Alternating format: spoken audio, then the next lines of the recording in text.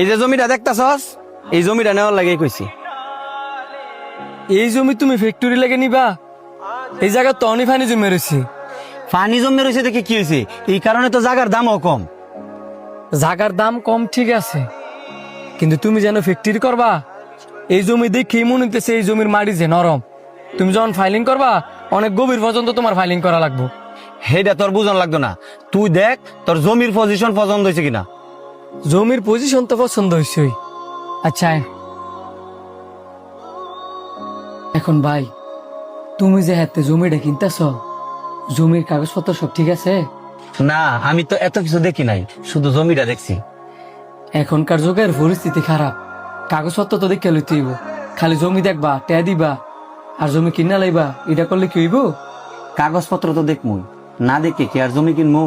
দেখেন ভাই, আপনার একটা কথা কই, আল্লাহ আপনার করে টিয়া বসে দিছে, তার মানে এই না যে টিয়া যেন মন যেন ব্যয় করবেন।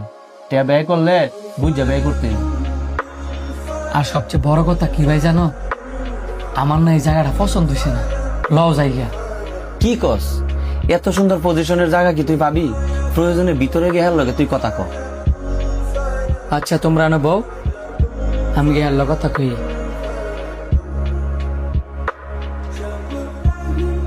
তো এখন কি সিদ্ধান্ত নিলেন? জমিটা কি কিনবেন? কেনার জন্যই তো আমার ভাই এখানে নিয়ে আসছে। এখন আপনি যে জমিটা বিক্রি করবেন, কাগজপত্র তো কিছুই দেখছি না, বা কি কারণে বিক্রি করবেন ওইগুলো তো জানি না। দেখেন, কাগজপত্র সব ঠিকঠাক আছে, এটা হচ্ছে আমার পৈতৃক সম্পত্তি, সো কোনো টেনশন করেন না। সবই ঠিক আছে, আপনাদের তো টাকা পয়সার অভাব নাই, কিন্তু আপনার বাবার পৈতৃক সম্পত্তি আপনি বিক্রি করবেন কেন? টাকা থাকলেই যে চাহিদা ফুরায় যায় এমনটা কিন্তু না। আপনার আমার যতই টাকা থাকুক না কেন, চাহিদার কোনো শেষ নাই। আর ওই জমিটা আমার বাবা মসজিদের জন্য রাখছিল।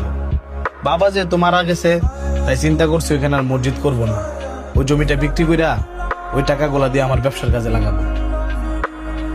আপনার বাবা এই জায়গাটা মসজিদ করার জন্য রাখছিল, আর আপনি এই জমিটা বিক্রি করে দিবেন?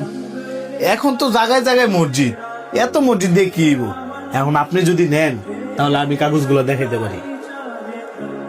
আমি তো নিব অবশ্যই, তারপরেও আপনার বাবার একটা স্বপ্ন আছিল যে এই জমিটার মধ্যে একটা মসজিদ করব। আপনি চাইলে তো আপনার বাবার স্বপ্নটা পূরণ করতে পারেন।